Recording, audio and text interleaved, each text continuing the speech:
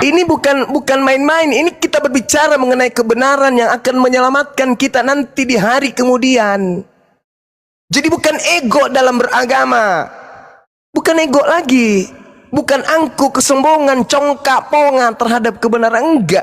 Yang kita butuhkan sekarang ini adalah keterbukaan hati kita untuk menerima kebenaran. Siapapun itu yang menyampaikan. Unsur maqala wala tanzur man qala.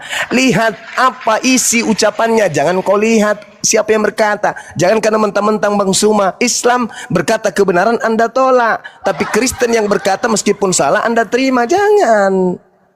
Jangan kawan. Oh ini kan terjemahan kitab saya, salah tidaknya? Jangan. Bahaya itu. Kenapa? Karena hidup kita ini kalau bukan surga neraka. Kalau kita salah dalam menapaki kehidupan kita ya neraka pastinya. Apapun itu ceritanya. Jadi kembali kepada tema kita. Hari ini tidak ada satupun orang Kristen yang mampu menunjukkan legalitas. Bagaimana mereka menggunakan kitab Tanakh secara formalitas berdasarkan dengan tujuan diwahyukannya kitab tersebut, berdasarkan secara histori kepada siapa, untuk siapa firman Tuhan itu diberikan. Hari ini Kristen menggunakan terjemahan-terjemahan yang kemudian sudah memiliki beberapa koreksi dari bapak-bapak gereja Origen, Lucian dan juga Hesesius, tanpa ada keterangan jelas baik firman Tuhan ataupun rabi-rabi atau nabi-nabi. Tak ada sama sekali. Kristen hanya menggunakan itu demi untuk melancarkan isi perjanjian baru, yaitu mengambil kitabnya orang Yahudi agar melancarkan aksi perjanjian baru, mengambil Yesus sebagai penebus dosa mereka, tidak bersunat, tidak lagi ibadah sabat, kemudian tidak lagi mengharamkan yang diharamkan dan seterusnya. Hanya itu yang ingin dilegalkan kemudian, sehingga mengambil terjemahan dari kitab agama lain. Kristen seibarat kelompok di luar Islam yang mengambil terjemahan Al-Quran lalu membentuk agama baru. Kristen bagi Yahudi seibarat Al-Quran diambil terjemahannya oleh sekelompok orang, lalu dari terjemahan Al-Quran ini mereka bikin agama di luar daripada Islam. Anda baca Kisah Para Rasul 24 nomor 5. Apa kata orang Yahudi di sana? Paulus ini adalah penyakit sampar yang telah menyesatkan orang-orang Yahudi di seluruh dunia yang beradab, dan dia adalah tokoh dari agama Nasorius Kristen. Dan Anda baca Kisah Para Rasul, Anda baca Kejadian 49 nomor 27, perilaku daripada keturunan Benyamin seperti serigala yang merampas kemudian hasil jajahannya lalu membagi-bagikan kepada bangsa lain. Itulah yang terjadi kepada orang Farisi keturunan daripada Benyamin ini. Mengambil kitabnya orang Yahudi. Apa buktinya? Anda lihat di Ibrani 6, Ibrani 6 bukan tulisan dia. Anda ambil di Kolose 2, Anda ambil di Galatia 2. Galatia 2 nomor 22 sampai seterusnya, Anda baca di situ. Paulus kemudian mengambil hukum Taurat ini untuk dijajakan kemudian kepada orang Yahudi dengan mengatakan di Efesus, dengan matinya Yesus di atas tiang salib, Yesus telah membatalkan hukum Taurat beserta ketetapan segala yang ada di dalamnya. Makanya ketika kemudian dia kembali ke Yerusalem, dia bertobat dari mengajarkan pembatalan hukum Taurat. Baca Kisah Para Rasul nomor 21, nomor 15 sampai nomor 26. Demikian. Apakah masih perlu diperpanjang diskusi ini? Saya rasa sudah jelas kawan. Berarti saya terus bang. Hah? Masih dilanjut? Oh masih terus? Iya, penonton sedang menikmati diskusi kita bang. Tapi kan sudah ketahuan siapa pencurinya. Untuk apa lagi? Abang yang ngaco. Nih Loh, bang. apa haknya Kristen menggunakan kitab terjemahan? Saya narasi dulu bang. Silakan. Iya, penonton sedang menikmati diskusi kita bang. Ditandai dengan bertambahnya penonton. Begini saudara. Bisa nggak? Bisa nggak di sesi ini Anda memberikan legalitas standingnya bagaimana kemudian Romawi Yunani mengambil Romawi Yunani nggak ada hubungannya. Kristen Romawi pertama Yunani. kan Kristen pertama di luar Yahudi yang menggunakan Septuaginta kan? Ya kan? Orang Yahudi tradisi Yudaism hari ini para rabi tidak menggunakan Septuaginta kan? Yang menggunakan Septuaginta adalah Romawi. Itu jelas. Nah, legalitasnya Anda jelaskan. Kenapa Roma, kekaisaran Roma mengambil kitabnya Yahudi dalam bentuk Septuaginta? Itu yang Anda jelaskan. Silakan. Kan tadi saya udah jelaskan Bang. Saya mesti jelasin ulang maksudnya gimana sih, arah pertanyaannya apa sih yang Nah, Anda tajam bingung itu sendiri karena nggak ada jawabannya. Ya bukan, saya bingung arah Iya, Anda pertanyaan pasti Anda bingung kemana. karena nggak bisa jawab. Mau Kan mana saya udah jawabnya? jelasin. Tidak ada Kalau legalitasnya. Anda temanya siapa yang mencuri kitab tanah, nggak ada Bang. Lah, lalu Karena itu Romawi, ayat Kristen dan tunggu dulu Romawi, Bang. Tadi saya Romawi sudah jawab, menggunakan saya lagi jawab, Septuaginta ini dipotong-potong. dasarnya apa? Itu diterjemahkan oleh orang Yahudi. Ya justru karena itu pertanyaan saya. Justru karena itu. Legalitasnya Itu diterjemahkan, agama, bukan dirubah. legalitas Romawi, kekaisaran Romawi mengambil Septuaginta ini apa? Ya karena kami percaya. Oh, dengan hanya kitab karena Taurat. percaya sampai Anda mencuri. Bukan mencuri Loh, dibilang kami bagaimana berasal dari ceritanya akar yang tidak sama. mencuri? Karena kitab Tanakh itu hanya untuk Bani Yakub. Ya saat. Tapi kalau ada orang kenapa ada di Katolik? Nih, tunggu saya Kenapa ada di kasih Katolik? tahu logika berpikir Kalau ini. itu hanya untuk Bani Yakub, kenapa ada di Katolik? Ya kami dari akar yang sama nih Bang, kitab Taurat. Dari mana? Tunggu Dari dulu, mana? tunggu dulu, Dari saya mana? jawab. Dari mana Jadi kemudian dipotong Romawi kan tadi keturunan saya- Yakub? Ketika bernarasi jangan dipotong. Enggak, Abang kita kan suka begini nih. simpulkan Ya, saya aja. tahu, saya Dari ngerti, saya mau mana? jawab. Dari Ya. mana kekaisaran Romawi bisa Dari mana mendapatkan kekaisaran kemudian Romawi? legalitas menemukan dan mengambil kitab Tanakh Ini dalam Kristen bentuk Ortodok Septuaginta? yang mempertahankan Septuaginta tuh Kristen Ortodok, bukan dari Romawi nih. Romawi itu belakangan di abad keempat. Ortodoks. Sebelumnya Ortodoks Roma kemudian bantai orang kenapa? Kristen. Tahu gak Bang? Ngerti tahu itu Saya gak, Bang? cuman butuh legalitas. Abang kan bilang silakan. gini nih, suka bilang Saya gini nih. butuh legalitas aja, Kristen, legalitas tunggu aja, dulu, Bang. Abang takut ketahuan bohong sama saya. Membantu Oh enggak, saya. yang Nah, makanya dia yang suruh saya duduk di kursi jelasin. pesakitan kan Anda. Ya. Karena Anda yang menggunakan Bukan nih Septuaginta. Bang, Abang kan suka bilang. Nah, sekarang kitab pertanyaan Injil, saya, kitab Perjanjian Baru, apa pesanan orang legalitas Romawi. standingnya Abang kan suka kemudian ngomong gitu Anda kan? menggunakan itu? Itu aja kan? Tunggu dulu. Nih Bang, di Silakan. selama 300 tahun orang Kristen, orang yang percaya kepada Yesus itu dibantai oleh orang Romawi. Salah satunya Polikarpus tuh, dia disuruh menyangkal Yesus di depan kaisar, tapi Polikarpus nggak mau. Ini sudah Dia selisih lebih memilih antara Tanakh dibakar dengan hidup-hidup. Septuaginta. Enggak ada Iya, abang kan hubungannya suka itu. bilang, abang Orang kenapa ngomong Yahudi Romawi? menggunakan Kenapa Tanakh. ngomong Yunani? Orang saudara, Yang saya sering dengar Taurat yang Kitab digunakan Perjanjian Baru oleh pesanan orang Yahudi Romawi. beda Kan itu kan dengan yang kacau. digunakan oleh Nih, Bang. Katolik. Beda kawan, beda. Beda kawan, saya ngerti semua, saya mau jawab itu. Ya sudah, legalitasnya mana? Legalitas nih Kristen Ortodok itu sudah memelihara Udah. Septuaginta di abad pertama. Kok ketawa sih?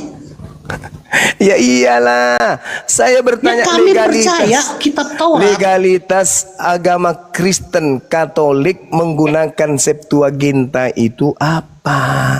Septuaginta itu terjemahan kitab Ibrani yang diterjemahkan oleh orang Yahudi. Anak kucing saya juga taku kalau itu. Ini Ya berbicara berarti Anda mengenai mesti legalitas legalitas. apa sih?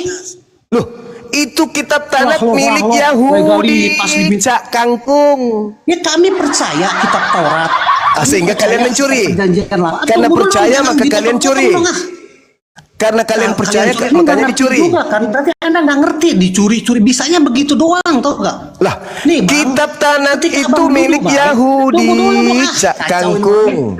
Cak kangkung, Mana cak sih? kamu dipikir keren. Cuman penonton Anda aja yang bilang Anda keren. Di mata saya nggak ada Saya kerennya, Bang. bertanya sesuai dengan Saya fakta ya, saya yang mau ada. menjawab, diam dulu, dengerin. Mazmur 147. Mazmur. Hukum-hukum Nih, Tuhan, Anda aturan dianggap Tuhan pinter hanya oleh datang kepada Bani Yakub dan penonton Bani Israel. Anda. Tuhan Saya nggak tidak anggap memberikan Anda itu hukum-hukum pinter. itu kepada Yang Anda bangsa tahu lain. Nih, yang Anda tahu, saya udah Begini tahu. saudara, gini. Begini, Coba saudara. coba saudara baca Mazmur 147 nomor 19 oke lah, dan gini, nomor Bang Juma. 20. Silakan Bisa baca, nggak kita silakan. berdiskusi sampai saya bilang silakan? Anda mau bohong kan bisa? Sama saya bisa nggak sekarang malam ini? Boleh nggak saya minta kepada saudara Anda membaca Mazmur 147 nomor 19 dan nomor 20. Habis itu Anda bernarasi sampai 6 bulan ke depan saya dengar. Boleh nggak? Boleh nggak Anda Bang Handi bacakan? juga nih, saya disuruh 72 hari sama Bang Handi itu. Ya, saya cuma 6 bulan aja, nggak usah terlalu lama. Coba Anda bacakan Mazmur 147 nomor 19 sampai nomor 20. Saya diam, Anda punya hak bicara selama kurang lebih 6 bulan ke depan. Oke. Silakan. Oke, Mazmur. Ya, baca. 147 nomor 19 nomor 20. Oke, Mazmur 147. 19. Ia memberitakan firman-Nya kepada Yakub, ketetapan-ketetapannya dan hukum-hukumnya kepada Israel. Ia tidak berbuat demikian kepada segala bangsa, dan hukum-hukumnya tidak mereka kenal. Haleluya. Terus, Bangsa Romawi dan bangsa Yakub sama enggak? oke, saya jawab ya. Ya, sama enggak? Saat itu, ya Bukan saat. itu. Sama atau Ya, tidak? dulu saya mau jawab, tadi katanya saya punya hak ngomong 6 bulan, baru Ya. 2 kalimat dipotong. Anda tanya saya tadi. Ya udah, berarti boleh nggak Anda baca ulang sekali lagi? Oke. Ya. Ia memberitakan firman-Nya kepada Yakub, 1, ketetapan-ketetapannya dan hukum-hukumnya kepada Israel. 2, Ia tidak berbuat demikian kepada segala bangsa, dan 3. hukum-hukumnya tidak mereka kenal. Terpujilah Baik, dah. Sang Ilahi. Itu. Haleluya. silakan. Anda paham enggak apa maksudnya itu? Saya ngerti, saya paham Apa banget. maksudnya ayat itu apa? Ya, maksudnya saat itu Sang Ilahi menurunkan firman-Nya kepada bangsa Israel yang menyembah ilah Abraham, ilah Ishak, dan ilah Yakub. Itu maksudnya. Dan tidak memberikan Jadi saya hukum akan itu kepada kasih- bangsa lain. Ya, oke, sekarang saya akan kasih analogi nih, Bang. Ya, tunggu dulu. Dan tidak Ya, memberikan tunggu, saya mau hukum-hukum jawab itu itu, kepada saya bangsa ngerti. lain. Arah tujuan Abang kemana saya ngerti. Iya, jelasin dulu dong. Dan tidak memberikan hukum itu kepada bangsa lain, betul? Oke, saat itu begitu, Bang. Ya.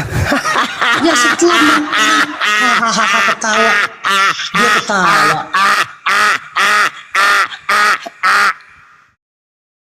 Ya, saat itu begitu. Tapi pada akhirnya kan orang Yahudi juga banyak yang memberitakan tentang Yudaism supaya orang lain memeluk agama Yahudi yang disebut proselitism. Ada, Abang pasti tahu itu. Nah, ketika orang bangsa lain memeluk agama Yahudi, dia harus mematuhi hukum Taurat, gitu Bang, mematuhi kitab Perjanjian Lama. Sama seperti misalnya agama Hindu misalnya ya, diturunkan di India, berasal dari India atau lahir di India. Apakah itu hanya untuk orang India? Kalau ada orang Jerman yang memeluk agama Hindu, berarti kitabnya juga Weda, Bang. Bukan hanya untuk bangsa India, tapi untuk orang Hindu. Ini firman Sang Ilahi saat itu kan untuk Bani Israel. Tapi kalau ada orang Romawi yang percaya pada ilah Abraham, ilah Ishak, dan ilah Yakub, mereka juga harus melakukan perintah yang diperintahkan di dalam kitab Perjanjian Lama, Bang. Oke, itu aja. Silakan. Kasih 6 bulan ke depan pun. Jadi tak ada, nggak bisa kawan, nggak bisa. Hukum yang datang kepada Bani Israel hanya berlaku kepada Bani Israel keturunan Yakub. Tidak berlaku kepada kita, tidak berlaku. Makanya kalau kita bukan Bani Yakub, agama kita kemudian bukan Yahudi, lantas kitabnya mereka ada di agama kita, itulah pencurinya. Dah selesai, jangan lama-lama. Dah ya? Dah ya kawan ya? Oh ya udah, Ya. kalau abang mau menghentikan diskusi, Enggak, legalitas enggak ada, kasihan ini ente juga nanti. agak ngantuk juga nih bang. Nah itu alasannya Oh, kasihan. abang bilang alasannya kita diskusi terus. Iya, legalitasnya mana? Legalitas apa sih legalitas? Nih legalitas. Nah, oke, saya jawab ya. Saya kasih ya. Nih, saya ubah cara berpikir abang tentang legalitas nih. Allahu Saya- Akbar. Oke, jangan potong saya ya. Oke, misalnya ada seorang guru besar, dia sakit keras tuh misalnya nih. Terus murid-muridnya sebelum kematian sang guru berada di samping sang guru. Terus sang guru berpesan begini, kalian harus memberitakan ajaran saya. Terus kata murid-muridnya, baik sang guru. Lalu sang guru itu wafat. Terus muridnya memberitakan ajaran sang guru. Di mana legalitasnya? Nggak ada, karena sang gurunya udah mati. Terus kalau ada seorang raja penjahat menyuruh anak buahnya untuk merampok, terus pesan itu ada di WA. Ketika anak buahnya ditangkap, dia bilang, saya disuruh sama bos saya, diperiksa WA-nya. Ada perintah dari raja penjahat itu. Itu perbuatan perampok itu dilegal, mendapat legalitas dari raja penjahat. Jadi legalitas tidak menunjukkan kebenaran. Legal itu karena orang itu benar menyuruh, begitu doang, Bang. Anda nggak usah nanya legalitas, saya udah jelasin. Kami dari akar yang sama, kami percaya kitab perjanjian lama. Kami percaya ilahi yang menciptakan segala sesuatu di kitab Kejadian itu adalah sang ilahi yang mengutus Yesus. Dan kami percaya sang ilahi yang berfirman kepada nabi-nabi di kitab Perjanjian Lama adalah sang ilahi yang mengutus Yesus. Jadi kami percaya dengan Alkitab Perjanjian Baru dan kitab Perjanjian Lama. Orang Yahudi yang tidak percaya Yesus, dia tidak percaya Perjanjian Baru. Dia hanya percaya kepada kitab Perjanjian Lama. Itu masalah Yahudi, bukan masalah saya. Silakan. Jadi kalau ada sebuah kerajaan memiliki buku warisan dari leluhurnya, kemudian ada seorang prajurit dalam kerajaan itu mencuri, mengambil kitab itu, boleh tidak dia beralasan, saya nggak mencuri karena saya berasal dari kerajaan tersebut, boleh nggak? Boleh nggak seorang Bugis mengambil barangnya orang karena sesama Bugis? Nggak boleh kan? Apatah lagi ini berbicara mengenai keturunan biologis. Ulangan 33 nomor 4, hukum Torah itu adalah milik hak kepunyaan Yakub. Tak boleh diganggu gugat. Jadi tak ada alasan. Tak ada alasan untuk dijadikan sebagai sandaran. Oh iya, pantas, wajar. Oh, kami ini kan akarnya sama. Loh, jadi kalau akarnya sama, sama-sama orang Makassar boleh mencuri. Karena dia, oh saya kan orang Makassar, saya tidak mencuri. Ini kan barang di Makassar ini, saya ngambil di Makassar. Saya kan orang Makassar juga, ini buktinya. Jadi boleh gitu, ngambil barang orang hanya karena akarnya sama. Ini kita berbicara mengenai siapa pewaris dari Yakub. Itu. Sedangkan Kristen bukan pewaris. Kristen ini adalah sekte di luar Yahudi, Bani Yakub.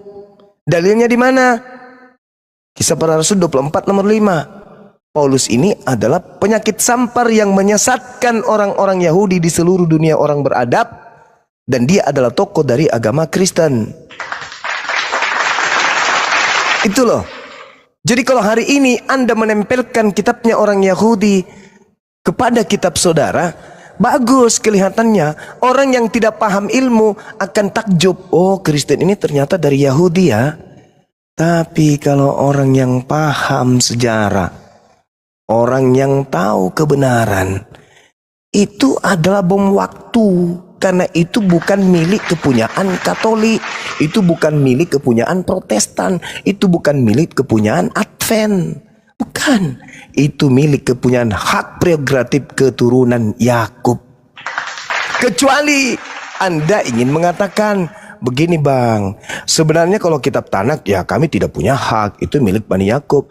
Tapi kan terjemahannya sah-sah saja toh kami pakai. Ah itu baru sah-sah saja kan? Ya iya, sah-sah saja Anda pakai terjemahan, karena terjemahan itu bukan firman Tuhan.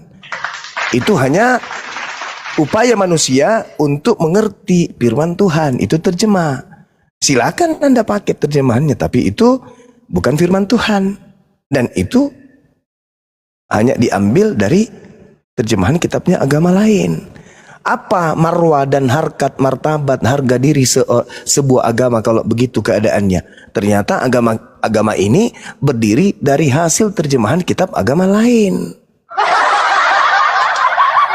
Apa? Mau petentang-petenteng, kami ini adalah nggak ada yang selam. Apa pula kau ngomong keselamatan sementara kitabmu hanya terjemahan dari agama orang?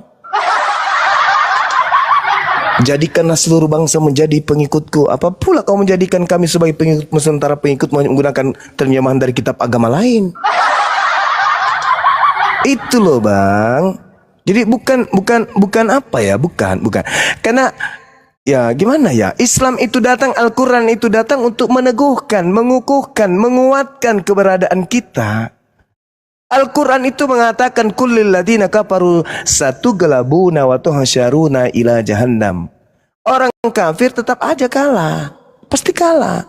Dalam hal akidah, dalam hal berbicara mengenai keyakinan, kalah pasti.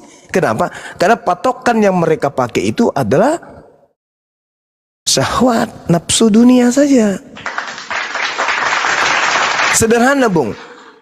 Kenapa saya katakan keinginan dunia saja? Lah kitabnya aja coba lihat. Apakah itu wahyu dari Allah kepada mereka? Bukan. Itu terjemahan dari kitab yang datang untuk Bani Israel, yang spesial untuk Bani Israel. Coba saudara, coba ini ya. Coba. Ada sebuah perintah yang diwajibkan kepada seorang mahasiswa misalnya.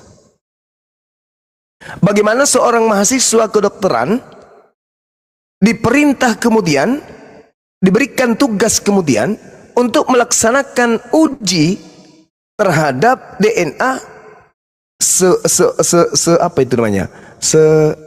seorang mayat. Pantas enggak itu saya bilang seorang mayat? Sebujur mayat.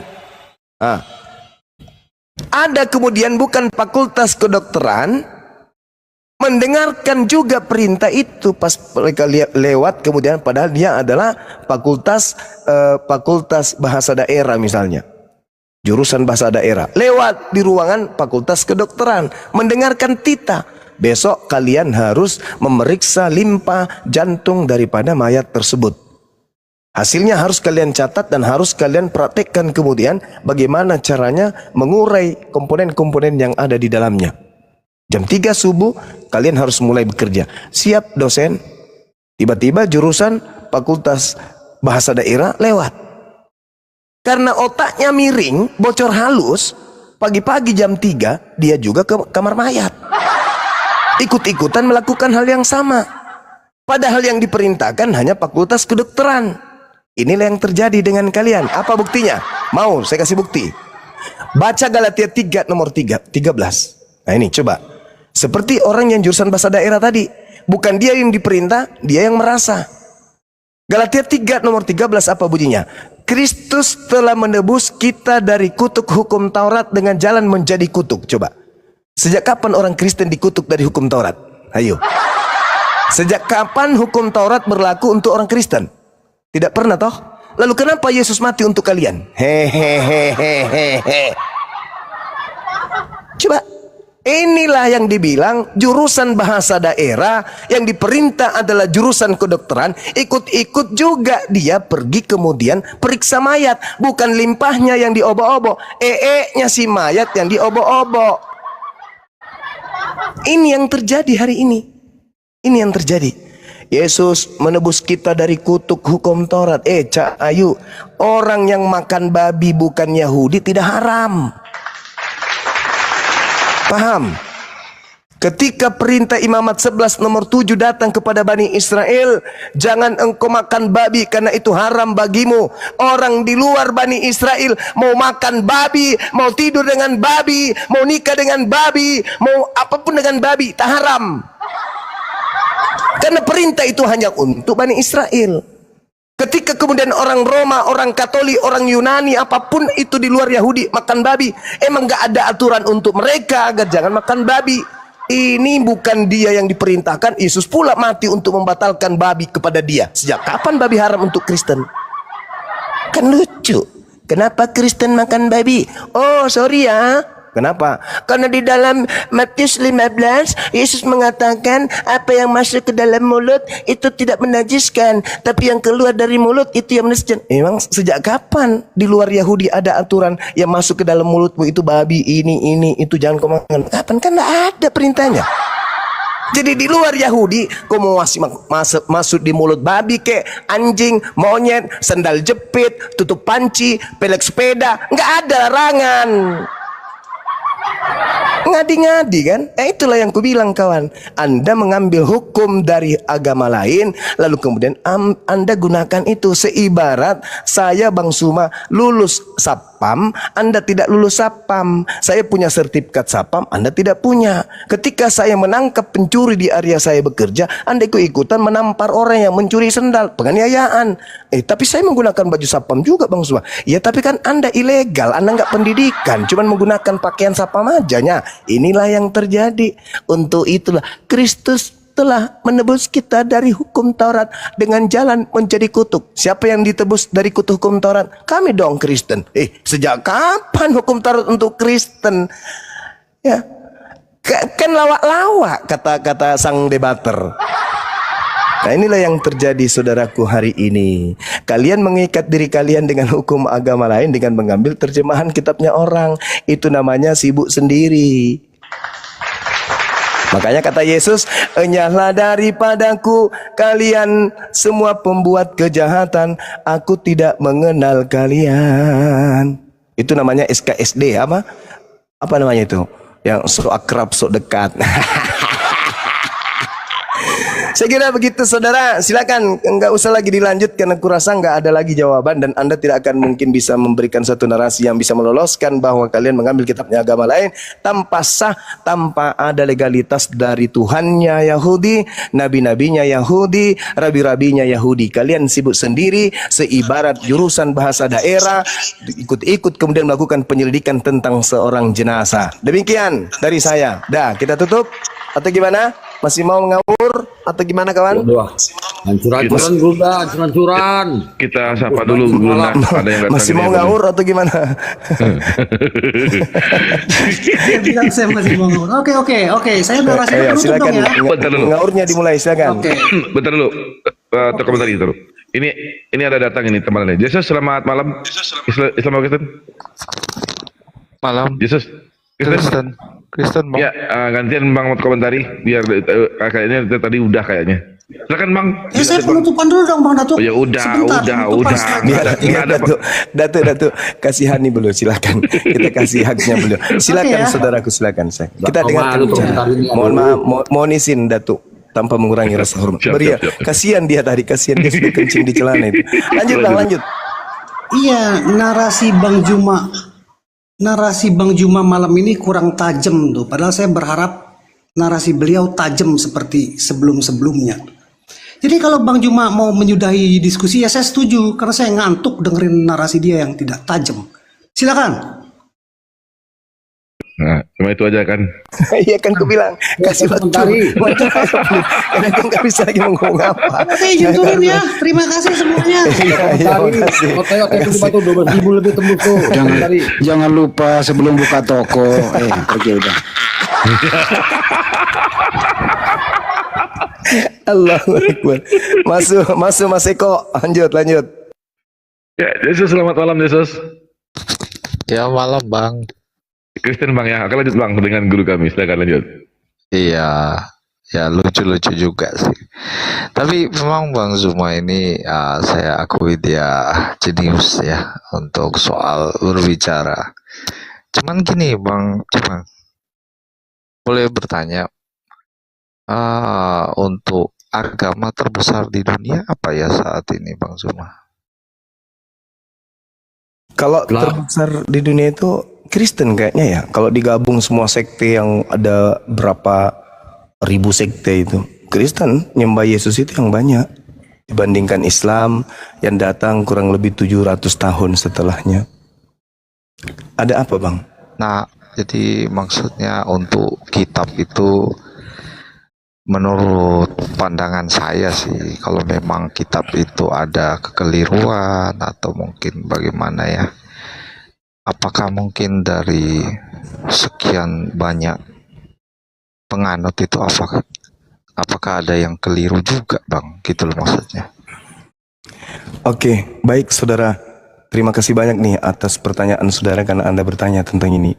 Kalau di dalam pendalaman materi nih keagamaan Islam, karena kita berbicara cakupan dua agama, di dalam Islam diterangkan kemudian bagaimana iblis itu bersumpah di hadapan pencipta langit dan bumi untuk menyesatkan seluruh anak keturunan Adam, dan kata iblis di hadapan Tuhan, hanya sedikit yang akan engkau dapati menjadi hambamu yang mukhlis, yang ikhlas beribadah kepadamu. Itu janji iblis di hadapan Tuhan. Aku akan menjadikan keturunan Adam menjadi pengikutku semuanya. Itu kata iblis. Akan kubuktikan kepadamu ya Rabb. Itu. Karena iblisnya ini kan ditanya oleh Allah, apa yang menjadikan engkau tidak mau bersujud kepada Adam yang kuciptakan dengan kebesaranku dan kekuasaanku sendiri? Apakah karena engkau sombong? Ketika aku perintahkan sujudlah kalian, maka semua malaikat itu sujud illa iblis. Istakbara wa kana minal kafirin. Ia iblis menyombongkan diri dan termasuk orang kafir. Lalu Allah bertanya, wahai iblis, ma mana'aka antas juda lima halaktu biada. Apa yang menghalangi engkau sujud kepada yang aku ciptakan dengan kekuasaanku? Apakah karena kamu merasa dirimu lebih tinggi? Iblis mengatakan, ana khairum minhu. Aku lebih baik dari Adam. Aku kau cipta dari api, dia dari tanah. Maka Allah mengatakan kepada iblis, kalau begitu alasannya, fakhruj minha, keluarlah kamu dari surga. Wa inna alaika laknati ila yaumiddin, dan aku melaknatmu, aku mengutukmu sampai hari pembalasan. Iblis mendengar itu, iblis mengatakan, Rabbi fa'anzirni ila yaumil yub'atsun. Kalau begitu ya Tuhanku, panjangkan usiaku sampai dibangkitkan kembali, sampai hari kebangkitan maksudnya. Allah menjawab, fa innaka minal mumsarin. Oke, kata Allah, aku tangguhkan, aku panjangkan umurmu sampai kemudian hari kiamat.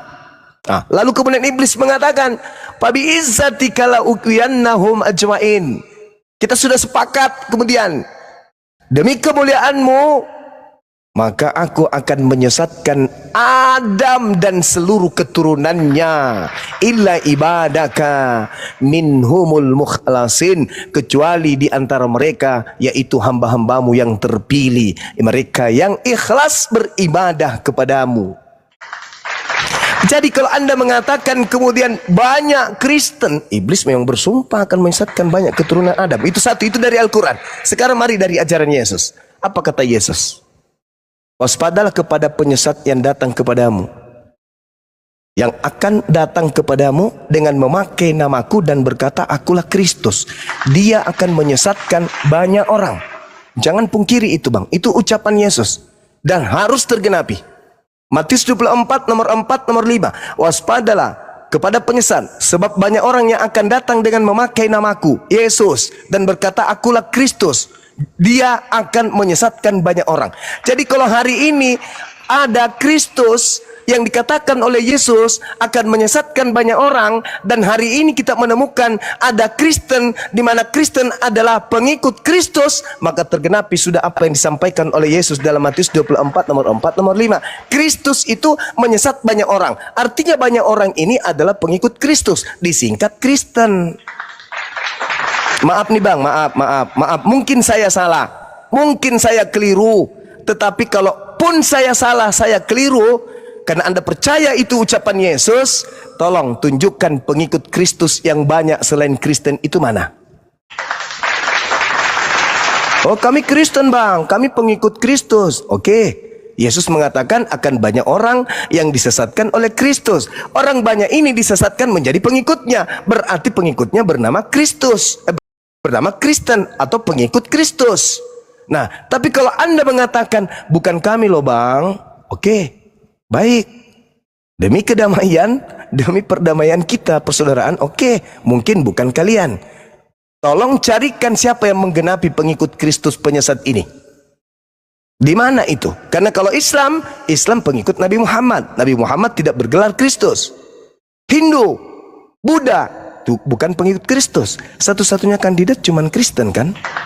Kristen sama dengan pengikut Kristus. Yesus menubuatkan datangnya penyesat bergelar Kristus. Nah sekarang endingnya di mana? Matius 7 nomor 22, nomor 23. Pada hari terakhir nanti banyak orang berseru kepadaku, Tuhan, Tuhan, Tuhan, bukankah kami bernubuat pakai namamu, bermujizat pakai namamu, mengusir setan pakai namamu? Pada saat itulah aku Yesus akan berterus terang kepada mereka, enyahlah daripadaku, aku tidak mengenal kalian, kalian semua pembuat kejahatan. Siapa itu? Ya Kristen, lagi-lagi pengikut Kristus. Siapa yang harus kita cari di sini sebagai kandidat yang banyak ini? Karena dia mengatakan dia akan menyesatkan banyak orang. Mana banyak orang yang disesatkan oleh Kristus kalau bukan Kristen? Anggaplah bukan Kristen. Kalau begitu saya kasih waktu 3 tahun ke depan, tunjukkan kepada saya, nanti setelah ketemu sampaikan kepada saya, ini loh Bang Suma pengikut Kristus palsu itu. Tunjukkan mana itu. Kalau tidak ada ternyata, berarti mana yang harus kita katakan? Berarti Yesus ini pembohong. Karena dia mengatakan datang penyesat bergelar Kristus, berkata akulah Kristus. Nah, dan menyesatkan banyak orang. Ternyata tidak ada banyak orang disesatkan oleh yang mengaku Kristus. Berarti Yesus pembohong. Tapi kalau Yesus tidak pembohong, wajib hukumnya ada banyak orang pengikut Kristus. Nah kalau itu bukan Kristen, mana? Mana? Nah ini saya rasa memang berat, kenyataan memang pahit, tapi mau kayak mana lagi, itulah keadaan. Karena kita dibekali akal, maka yang hak tetap harus hak, yang batil harus batil. Katakan yang benar itu benar meskipun pahit. Saya kira begitu dari saya, sahabat-sahabat. Mungkin bisa dilanjutkan oleh guru-guru saya yang lain. Silakan.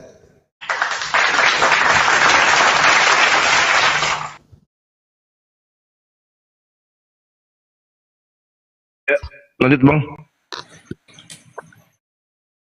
Ya, itu pertanyaan itu sih ya oke lah, kalau pendapat Bang Suma kayak gitu nggak apa-apa. Itu kan pendapat dia. Terus kalau untuk kitab ini kan menurut Bang Suma bahwa kita Kristen ini kan mencuri dari Yahudi. Ya nggak apa-apa.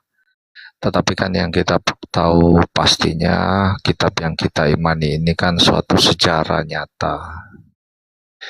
Nah kalau mungkin di Bang Zuma sendiri, Al-Quran itu kalau boleh tahu kan pewahyuan ya. Nah itu bisa dikasih bukti dasar atau landasan bahwa itu benar-benar suatu pewahyuan pada saat terjadi di dalam Gua Hiro.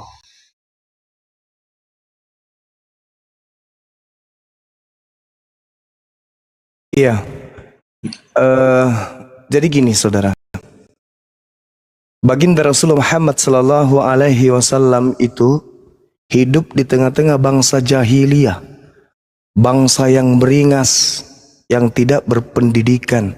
Dikenal di dalam kitabnya Yahudi sebagai bangsa yang tidak dianggap sebagai umat, bangsa yang jahil, yang bodoh, barbar. Makanya Nabi Muhammad datang kemudian melembutkan mereka.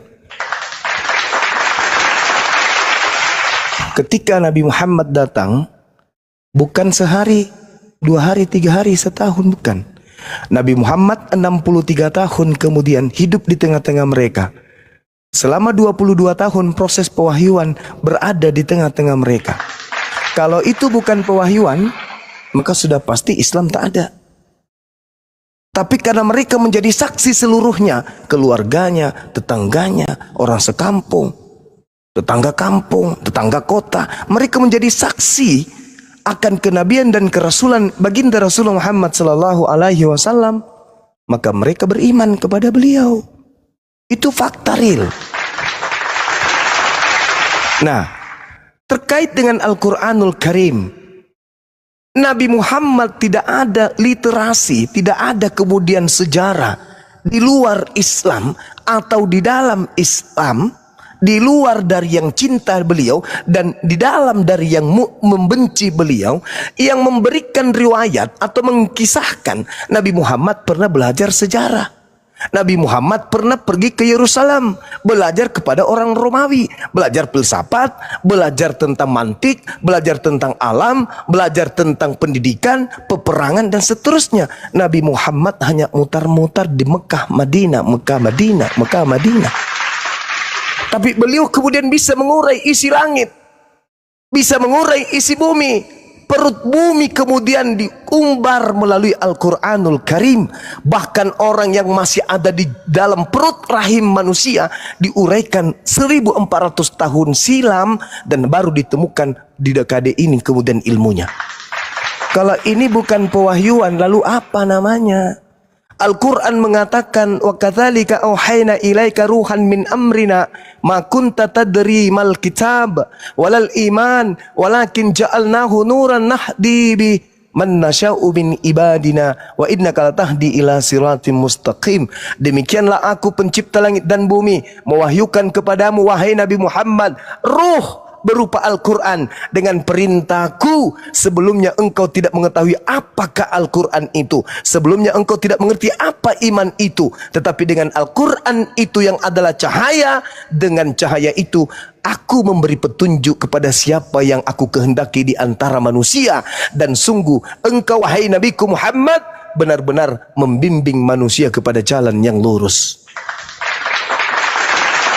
1400 tahun silam kaidah ayat suci ini sudah ada. Coba Anda lihat. Anda lihat bagaimana umat Islam dalam berakidah, dalam beragama, dalam prosesi ibadah. Sebentar lagi bulan suci Ramadan. Sedunia kemudian orang akan sujud tunduk mengadakan bulan suci Ramadan. Sedunia. Dari seorang ummi yang tidak berpendidikan, bukan dari bangsa yang kemudian punya peradaban yang maju seperti Romawi, seperti Yunani, seperti Yahudi, Israel dan seterusnya, bukan. Dari bangsa jahiliyah. Coba. Tak ada yang bisa memungkiri itu. Tapi yang Anda katakan Tuhan, maaf nih, yang Anda katakan Tuhan, di mana Tuhan dalam perspektif orang Indonesia, sang penguasa, sang maha dahsyat, sang maha perkasa, tak mampu menjadikan Yerusalem menjadi Kristen pengikutnya. Menjadi pengikutnya, jangan menjadi Kristen. Karena Kristen ini ditopang oleh kekuatan Kekaisaran Romawi. Cangkangnya, kukunya, kekuasaannya itu sudah separuh bumi pada saat itu kemudian. Sehingga Katolik Kristen ini cepat kemudian berkembang bukan karena Yesus, tetapi karena Katolik ini ya adalah satu agama kerajaan adikuasa pada saat itu. Sehingga dengan mudah Katolik, Kekaisaran Katolik Imperium Romawi menekan semua negara jajahannya untuk mengikuti kepercayaannya, yaitu Katolik. Yesus mengajarkan tentang Torah, Tanakh, mengajarkan bagaimana kemudian mereka menjalankan perintah-perintah Tuhan, tapi Yesus gagal. Nabi Muhammad masih kerajaannya sampai hari ini berjaya. Kalau itu cuman karangannya, Fir'aun mengarang, hancur, penguasa, dia menganggap dirinya Tuhan, mati, hancur. Mana pengikutnya? Habis, ludes, dimakan alam. Qarun, orang kaya sedunia, mana hartanya, mana pengikutnya? Hancur, lebur. Nabi Muhammad orang biasa-biasa saja, tapi karena yang dibawa adalah pesan langit, sampai hari kiamat pesan langit itu tidak akan pernah goyah, ditimpa oleh perkembangan zaman dan buyar oleh pergeseran masa demi masa. Itu tak akan mungkin. Jadi apa yang harus kita katakan kepada Nabi Muhammad? Apakah dia orang pintar, orang cerdas? Oh, enggak mungkin. Sekarang ilmu dapat kita terima dari internet, zaman digital. Ilmu pengetahuan berkembang dengan pesatnya.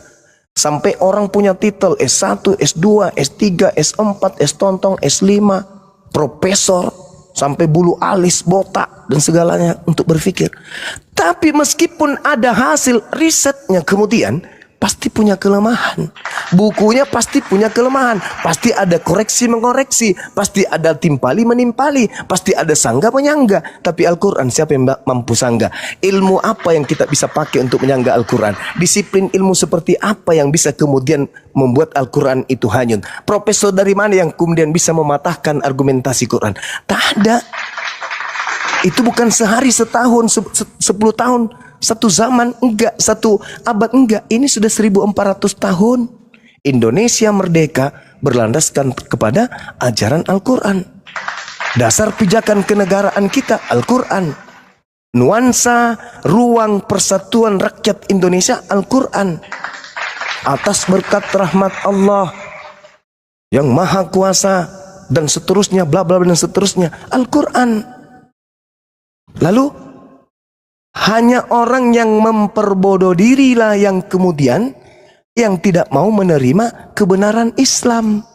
Inilah yang dikatakan oleh Al-Quranul Karim, bahwasanya orang yang telah datang padanya Islam tapi tidak menerima Islam itu adalah orang yang zalim. Wa man azzamu mimman iftara 'ala Allahil kadhiba wa huwa yud'a ilal Islam wallahu la yahdil qaumaz zalimin.